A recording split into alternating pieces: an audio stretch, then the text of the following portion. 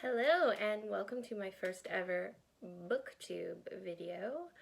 I am going to be talking about the fifth book in the Twilight series, which is Midnight Sun.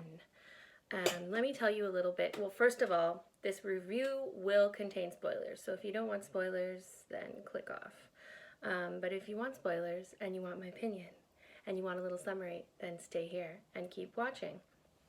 So Midnight Sun was the book that Stephanie Myers began, and then part of it got leaked and she put it on her website for free, and just now, 2020, it got published in full. So she finished it and she published it, and let me tell you, what we did not need in 2020 was this book. So I am a Twilight fan. I've read all the books, I've watched all the movies, I was down for it, but what is the problem with this book?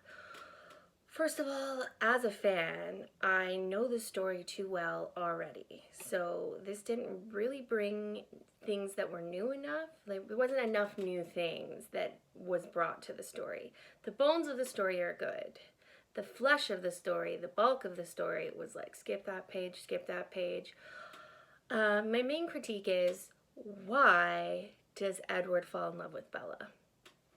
So in Twilight, I totally get why Bella falls in love with Edward. First of all, they establish that vampires are insanely attractive and alluring. He is strong, kind, mysterious. He saves her from being crushed by a car. And, he has all this wealth. He just wants her to be happy.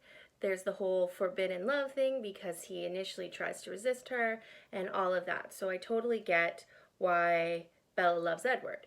Now in this book, I wanted some insights into why does Edward love Bella, and the only thing that I could get was because he can read everyone else's mind, so everyone else is a bit boring and unsurprising to him, except for Bella, whose mind he cannot read.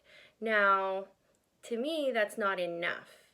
I mean, he has great relationships with his siblings, even though he can read their minds. So my thought is, that's not enough to create this, like, you are my one, true, only, and everything.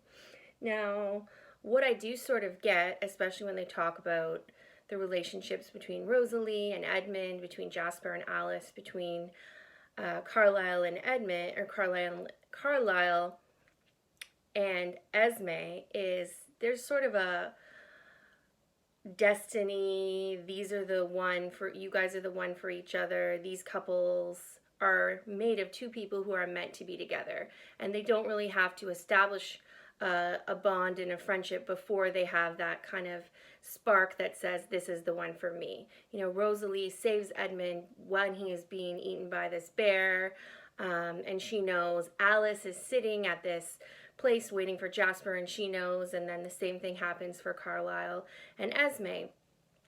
But that said, I don't get, like, they don't establish the way they establish with the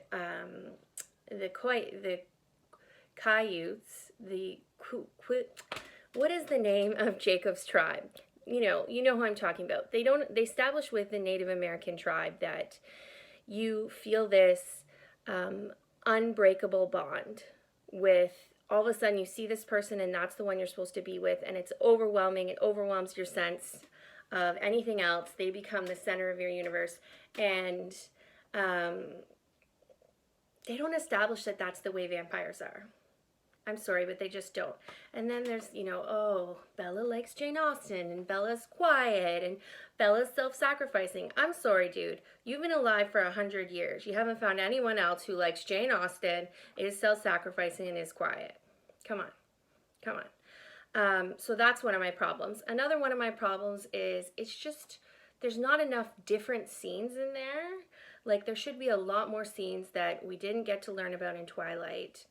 I would have loved to see more interactions with the family, more of Edward's relationships. I didn't even feel like the relationships they did develop with the family, between the family of vampires, the Cullens, was even that successful.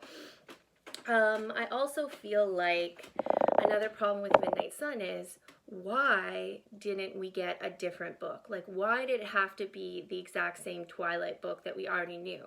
Why not give us a Jasper and Alice story? I'd love to hear Jasper's backstory. Tell me about the South. Tell me about the wars that went on there. I would love to know more about that. Tell me about Carlisle and all those years he was with the Volturi. That would be really interesting. If you want to know why the book's called Twilight, if you want to know why this book's called Midnight Sun, if you want to know why there's a pomegranate on the cover, then this is the book for you.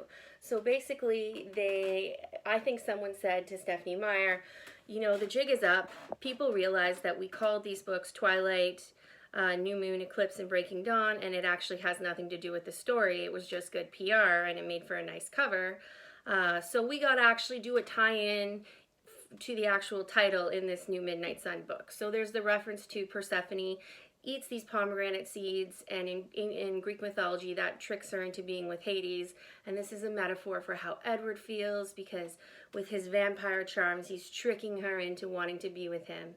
And oh, it's so hard to be Edward, because oh, he loves her, but he doesn't want, you know, the same life that he has. He doesn't want that for her. It's like, dude, you get to live forever, you have tons of money, and you get to do it with the person you're totally head over heels in love with. Like, how is that a hard life?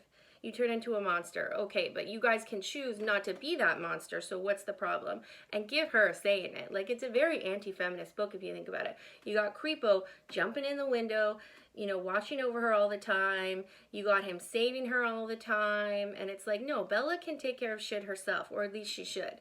Now, I have not read Twilight, Life and Death, or whatever that one where there's the gender switch. See, that maybe I'd be more interested in, because the gender switch might lead for some interesting dynamics. In fact, I wish these books were all written with that gender switch. I think that would have made for a super interesting book. So my vote for Midnight Sun is to skip it. If you have never read the Twilight series before, just read the original, skip Midnight Sun, or if you really want to read Midnight Sun, don't read Twilight, and then just keep reading there forward. Stephanie Meyer, please give us a different book. I need a different book. It's, you know, it's been a rough year. I need a different book. I love The Host. I never read The Chemist, but maybe I should. Anyway, that's it. That's all for this review of Midnight Sun. Thank you so much for joining me for this video. I hope you liked it.